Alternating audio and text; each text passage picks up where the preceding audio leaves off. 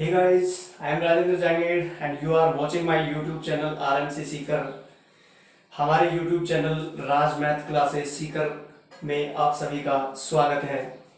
Dear students, पिछले video में हमने adjoint matrix and inverse matrix जो टॉपिक था उसको हमने क्लियर कर लिया था। बहुत सारे उस पर क्वेश्चंस हमने सॉल्व किए थे, एग्जाम्पल हमने लिए थे, ठीक है। ट्रिक्स वगैरह सब हमने देखा था बढ़िया बढ़िया तरीके से। बहुत इंपॉर्टेंट थ्योरम भी हमने सॉल्व करी थी। डियर स्टूडेंट्स, इस वीडियो में हम नेक्स्ट लेंगे चैप्टर 5, उसके कुछ डिटर्मिनेंट के इसमें कुछ एप्लीकेशंस है, अनुप्रयोग है, उनको हम बहुत ही बढ़िया ढंग से लेंगे, ठीक है। तो शुरू करते हैं हम चैप्टर 5। इसमें एप्लीकेशन ऑफ डिटर्मिनेंट है inverse matrix and linear equations. तो इसके जो सारणिक है उनके अनुप्रयोग हम लेंगे। अनुप्रयोग क्या, किस किस में इसका प्रयोग किया जाता है सारणिक का, तो हम बहुत ही शानदार तरीके से बढ़िया ढंग से लेंगे।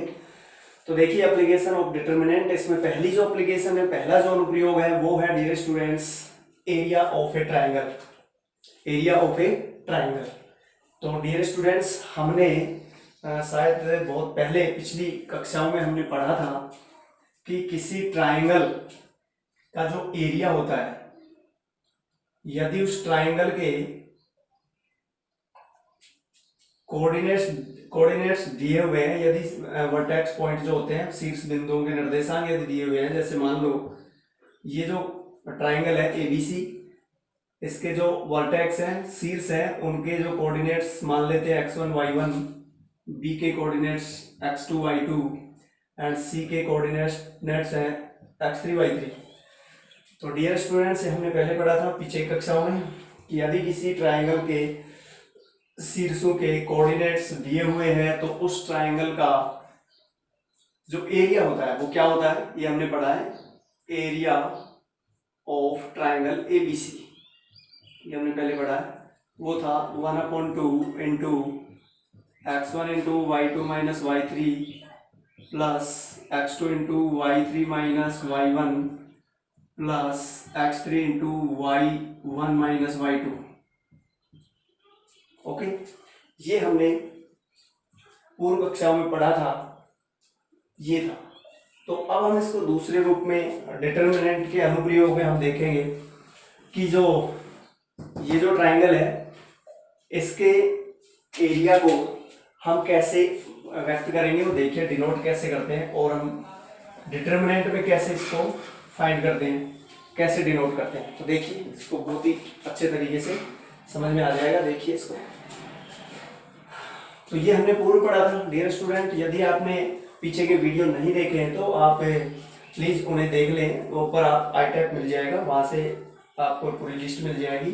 इस वीडियो से रिलेटेड जितने भी इस टॉपिक से रिलेटेड जितने वीडियो हैं वो सारे आपको वहां मिल जाएंगे। आई टैब पे ऊपर कोने पे आई टैब है, वहां पे आपको वो वीडियो मिल जाएंगे।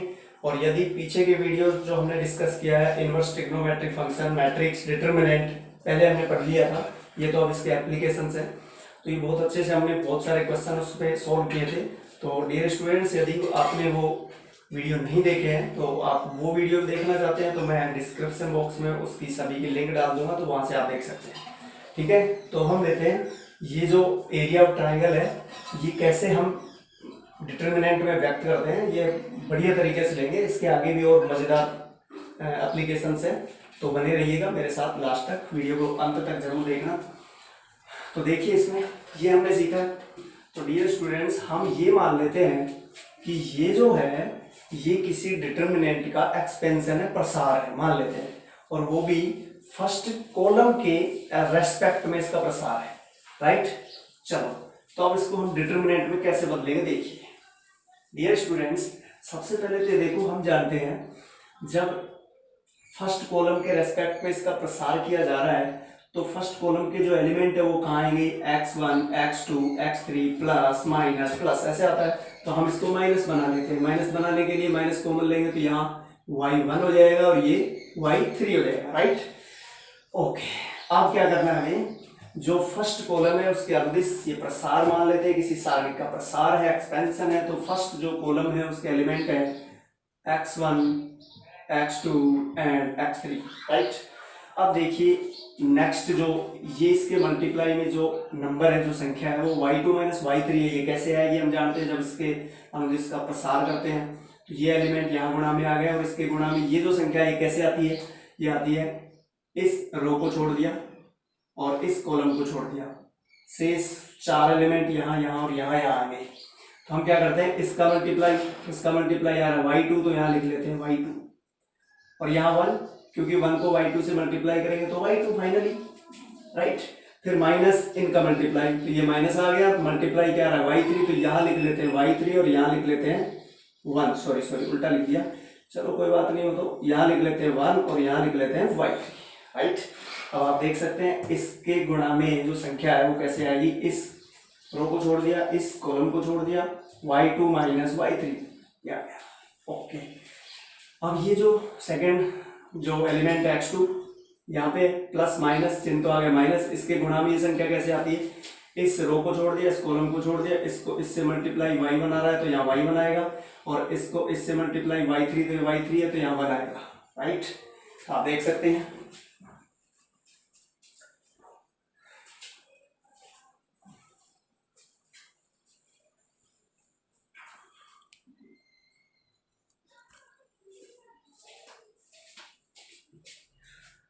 ओके, तो ये हो गया पहला एप्लीकेशन। तो मैं इसको ऐसे लिख देता हूं, आपको बस डायरेक्ट ऐसे लिखना है, इसे याद रखना है।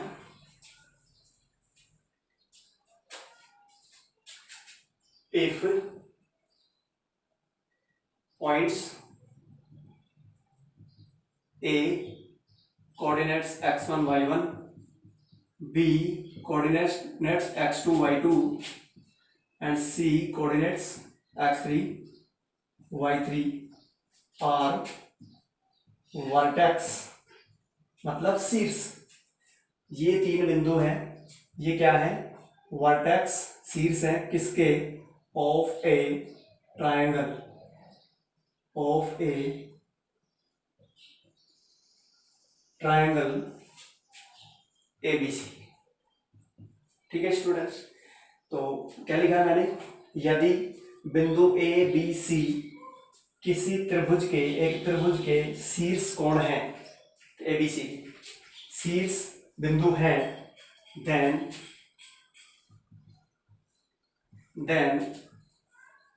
Area of triangle ABC equal to क्या आएगा, याद कैसे रखना है आपको, देखो 1/2 लगेगा, 1/2, फिर डिटर्मिनेंट। अब डिटर्मिनेंट में फर्स्ट जो रो है वो कैसे लिखेंगे, फर्स्ट जो वर्टेक्स है इसका, पहला जो शीर्ष है A, उसके एलिमेंट x1 और y1, फर्स्ट रो के 2 एलिमेंट हो गए, 2 अवयव हो गए, तीसरा जो अवयव वो हमेशा 1 से लिखा जाएगा, राइट।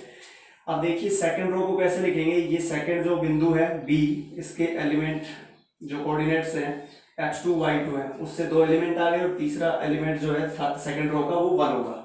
ऐसे ही तीसरी जो कॉलम, तीसरी जो पंक्ति है वो x3 y3 1 से बनेगी। ओके, तो ये आप ऐसे याद कर लें इसको, ये फाइनली है कि area of triangle ABC equal to 1/2 into determinant है, और ये कैसे बनी आप देख लीजिए।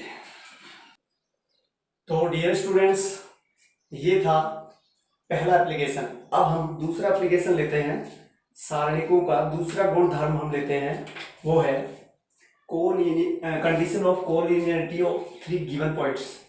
3 दिए गए बिंदु हैं, वो संरेखीय मतलब एक ही रेखा में है या नहीं, ये इसकी हमें कंडीशन लिखनी है। तो वो डिटर्मिनेंट के अनुप्रयोग हैं, मतलब हम यूज करेंगे डिटर्मिनेंट का, और 3 गिवन पॉइंट्स के कोलिनियरिटी संरेखीय होने का जब हम कंडीशन लिखेंगे, राइट। तो देखिए अब इसमें हम condition of collinearity of 3 given points हम बनाएंगे। इसका सेकंड जो एप्लीकेशन है वो हम लिखेंगे बहुत ही बढ़िया तरीके से, तो बने रहिए मेरे साथ, इंटरेस्टिंग है ये। Condition of collinearity of 3 given points, तो क्या होगा इसमें, मैं लिख देता हूं, if 3 given points are A x1 y1, B x2 y2 and C x3y3। ठीक है स्टूडेंट्स, यदि तीन दिए गए बिंदु ABC हैं, ठीक है, देन these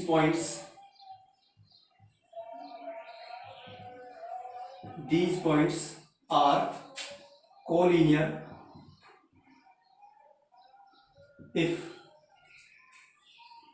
देखो ये तीन बिंदु हैं, यदि ये एक ही रेखा में है तो हम जानते हैं क्या होगा, मान लेते हैं 2.1 और 2 ये है, यदि इन दोनों को सीधा मिलाएं तो हमेशा एक सरल रेखा आती है, राइट।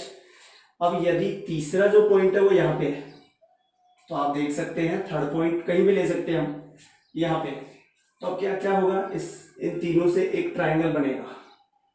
तो ट्राइंगल देख सकते हैं आप, बन रहा है ट्राइंगल। लेकिन यदि ये पॉइंट यहाँ हो, जस्ट इसके यहाँ पे, तो भी एक ट्राइंगल बनेगा। लेकिन आप देखिए इसमें डायग्राम में स्पष्ट नजर आ रहा है कि पहले जो ट्राइंगल था उसका एरिया अधिक था, अब कम हो गया है, ठीक है। अब यदि इस पॉइंट को और नीचे लेते हैं यहाँ पे, मतलब इसके सीधे में ले लेते हैं, इसके सीधे में जो ए पॉइंट और बी पॉइंट था उसी को आगे बढ़ाने पर सी पॉइंट मिलेगा, तो उसी के ऊपर ले लेते हैं। तो अब हम क्या करेंगे, ए को बी से मिलाया, फिर बी को सी से मिलाया, फिर ए को सी से मिलाते हैं तो हमें एक ही लाइन प्राप्त होती है, एक ही रेखा प्राप्त होती है। या हम कह सकते हैं कि जो ट्राइंगल था उसका एरिया कम होते होते लास्ट में 0 हो गया। कब? जब तीनों पॉइंट कोलिनियर हो गए थे, अर्थात एक ही रेखा पर हो गए थे, संरेखीय हो गए थे, तब हम कह सकते हैं कि उन तीनों बिंदुओं से जो त्रिभुज ट्राइंगल बनेगा उसका एरिया 0 होगा, राइट। तो हम यहाँ क्या लिखा हमने, यदि तीन बिंदु ए बी सी दिए गए हैं और ये क्या है, these points are collinear if, यदि ये संरेखीय है, एक ही रेखा में है, तो इनसे बनने वाले त्रिभुज का जो एरिया है, ट्राइंगल का जो एरिया है वो 0 होगा। तो मैं लिख देता हूं, इसमें समझ में आ गया होगा। इफ 1/2 लगेगा, लेकिन इक्वल टू हम 0 लिखेंगे तो 1/2 तो 0 होता नहीं है, तो डिटर्मिनेंट ही 0 होगी। तो डिटर्मिनेंट या हम कह सकते हैं कि ट्राइंगल ABC का जो एरिया है वो 0 आएगा। तो area 1/2 x1 y1 1 x2 y2 1 x3 y3 1 ये होता है, और इसकी वैल्यू हमेशा 0 होगी। कब? जब ये तीनों पॉइंट्स कोलिनियर हो, संरेखीय हो। ये सेकंड इसका एप्लीकेशन है डिटर्मिनेंट का। तो आप देख सकते हैं यहाँ सारणिकों का प्रयोग हो रहा है, तो ये सेकंड एप्लीकेशन है। और डियर स्टूडेंट्स, एक बात और, इसमें क्या है, जो ये अभी हमने इससे पहले एरिया ऑफ ट्राइंगल लिखा था, अब जो एरिया ऑफ ट्राइंगल 1/2 इंटू ये डिटर्मिनेंट थी, इसकी वैल्यू ऑलवेज पॉजिटिव होती है, क्योंकि हम जानते हैं किसी भी त्रिभुज का जो ट्राइंगल है, एरिया है, वो ट्राइंगल का जो एरिया है वो हमेशा पॉजिटिव होता है, राइट। तो ये ध्यान रखना आपको, जब भी इस डिटर्मिनेंट की वैल्यू नेगेटिव आए तो हम उसको पॉजिटिव लिखेंगे, मतलब उसका संख्यात्मक मान लिखते हैं। तो डियर स्टूडेंट्स, अब हम लेते हैं एप्लीकेशन नंबर 3। डियर स्टूडेंट्स, लिखा हुआ है application number 3, equation of a line passing through two points. मतलब किसी रेखा का समीकरण जो दो बिंदुओं से गुजरती है, दो बिंदुओं से गुजरने वाली किसी रेखा का समीकरण हम डिटर्मिनेंट की सहायता से ज्ञात करेंगे, ठीक है। ये भी बहुत ही बढ़िया है, शानदार है, देखिएगा पूरा, बने रहिए मेरे साथ, देखते रहिए। तो देखिए अब इसमें equation of a line passing through two points. अब यहाँ पे एक डायग्राम मैंने बनाया अभी, तो ये आप देख सकते हैं डायग्राम है, ए और बी 2 पॉइंट्स गिवन है, दिए गए पॉइंट्स है, इनके कोऑर्डिनेट्स दिए हुए हैं। और हम जानते हैं डियर स्टूडेंट्स, दो बिंदुओं से एक जो रेखा गुजरती है वो यूनिक होती है, मतलब दो बिंदुओं से केवल और केवल एक ही रेखा गुजरती है, एक ही रेखा खींच सकते हैं हम दो बिंदुओं से, ठीक है। तो ये तो दो बिंदु दिए गए हैं। अब आप देखेंगे कि इस रेखा का जब समीकरण, हमें इक्वेशन जब ज्ञात करना है, तो हमें इस पे एक वेरिएबल पॉइंट चाहिए, चर बिंदु जो पूरी सरल रेखा पर घूमता हुआ कहीं भी हो सकता है, जिसके निर्देशांक हमेशा xy होते हैं, क्योंकि जब भी इक्वेशन बनता है तो चर उसमें चर होते हैं, वेरिएबल्स होते हैं, ठीक है, तो वो एक्स वाई है यहाँ पे, वो एक्स वाई वाला पॉइंट हमने पी माना है, जो पूरी इस सरल रेखा पर, इस स्ट्रेट लाइन पर कहीं भी हो सकता है, इसे वेरिएबल पॉइंट कहते हैं और इसके कोऑर्डिनेट्स एक्स वाई होते हैं, क्या मानते हैं, राइट। तो अब हम क्या करेंगे, ये तीन बिंदु है, तीन पॉइंट है पी ए बी, और हम देख सकते हैं तीनों पॉइंट एक ही रेखा पर है, कोलिनियर है, तो हम कह सकते हैं कि तीनों बिंदुओं से बनने वाला जो ट्राइंगल है उसका एरिया 0 होगा। तो इसका मतलब है, तो अब जो स्ट्रेट लाइन ए बी है तो इसका होगा इक्वेशन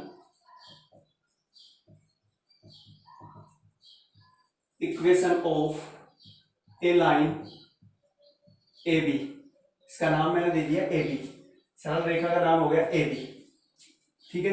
ए बी क्या होगा, वो आएगा डिटरमिनेंट पी के जो कोऑर्डिनेट्स हैं वो फर्स्ट इसका क्या बना देगी, फर्स्ट रो बना देगी, पी के कोऑर्डिनेट्स फर्स्ट रो बनेगा उससे, फर्स्ट पहली पंक्ति, दूसरी पंक्ति ए के बिंदुओं से बनेगी x1 y1 1 और तीसरी x2 y2 1, और इक्वल टू क्या होगा, हमेशा 0 होगा क्योंकि तीनों बिंदु एक ही रेखा में कोलिनियर है, इसलिए इस डिटरमिनेंट की वैल्यू 0 आएगी, तो इक्वल टू 0 हो गया। तो आप देख सकते हैं कि कोई दो पॉइंट्स दिए हुए हैं, कोई दो बिंदु दिए गए हैं ए और बी, उनसे गुजरने वाली एक रेखा ए बी हमें ज्ञात करनी है। तो हमें क्या करना होगा, उस सरल रेखा पर एक कोई भी वेरिएबल पॉइंट हम मान लेंगे पी, जिसके कोऑर्डिनेट्स एक्स वाई होते हैं। तो फर्स्ट जो रो है वो उसी से बनेगी, एक्स वाई 1 हमेशा ये रख लो चाहे याद कर लो, एक्स वाई 1 फर्स्ट रो उसी से बनेगी। सेकंड रो दो बिंदुओं से जो दिए गए हैं जिनसे सरल रेखा गुजरती है सॉरी, ठीक है। तो ए point x1 y1 1, B point से x2 y2 1 और इक्वल टू आएगा हमेशा 0 क्योंकि ये कोलिनियर है। तो ये उस सरल रेखा का समीकरण है, और मैं यहां लिख देता हूं where a x1 y1 and b के जो कोऑर्डिनेट्स हैं वो x2 y2,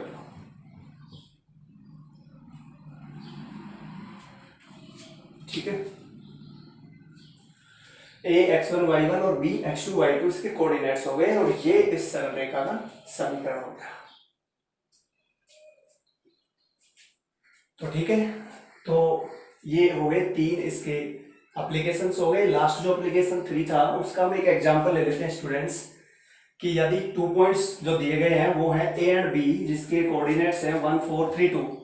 अब इन दो बिंदुओं से गुजरने वाली एक रेखा ए बी है, उसका हमें इक्वेशन ज्ञात करना है। तो क्या आएगा देखिए, उसका इक्वेशन आएगा डिटरमिनेंट, फर्स्ट जो रो है इसकी x y 1 से बनेगी हमेशा, ये आपको बता भी दिया है कि आप इसको चाहे रट लें कि हमेशा फर्स्ट रो को x y 1 लिखना है, ठीक है। सेकंड रो यहां से बनेगी 1 4 1, यहाँ तो 1 1 1 ही आएगा। थर्ड रो बनेगी 3 2 1 से, और इक्वल टू आएगा 0 क्योंकि ए बी दोनों एक ही रेखा पर हैं। जो एक्स वाई पी बिंदु जिसको मानते हैं वेरिएबल पॉइंट जैसे ही है वो भी इसी सरल रेखा पे होता है, इसलिए तीनों बिंदु एक ही रेखा पे हो गए, कोलिनियर हो गए। तो तीनों बिंदुओं कोलिनियर होने की जो कंडीशन हमने पिछले एप्लीकेशन पढ़ी थी वही है कि इसकी डिटरमिनेंट इक्वल टू 0 होती है। तो उसी से अब इसका हम प्रसार कर लेते हैं। प्रसार करेंगे तो आएगा x इंटू ये छोड़ दो 4 माइनस 2 2 आ गया, फिर माइनस वाई इंटू ये छोड़ दो 1 माइनस 3 तो माइनस 2 आ गया, फिर प्लस 1 इंटू ये छोड़ दो 2 माइनस 12 माइनस का 10 आ गया इक्वल टू 0 में। तो हम लिख सकते हैं 2x प्लस 2y और माइनस 10 इक्वल टू 0। 2 से डिवाइड कर दो, तो 2 से डिवाइड करेंगे तो ये आ जाएगा x plus y minus 5 equal to 0, या फिर ऐसे लिख सकते हैं x plus y equal to 5। ये आंसर है। अर्थात हम कह सकते हैं बिंदु ए और बी से गुजरने वाली जो सरल रेखा स्ट्रेट लाइन है उसका इक्वेशन है x plus y equal to 5। Dear students, आज की वीडियो में इतना ही। जल्दी लेंगे नेक्स्ट वीडियो में हम इससे आगे जो इक्वेशन सिस्टम है, लीनियर इक्वेशन सिस्टम, उसको हम सॉल्व करेंगे बहुत ही अच्छे तरीके से, शानदार तरीके से, ठीक है। तो नेक्स्ट वीडियो में हम लेंगे solution of linear equation system. उसके दो हम यहाँ पे मेथड पढ़ेंगे। नंबर 1 मेथड है क्रेमर्स रूल एंड सेकंड है मैट्रिक्स थ्योरी।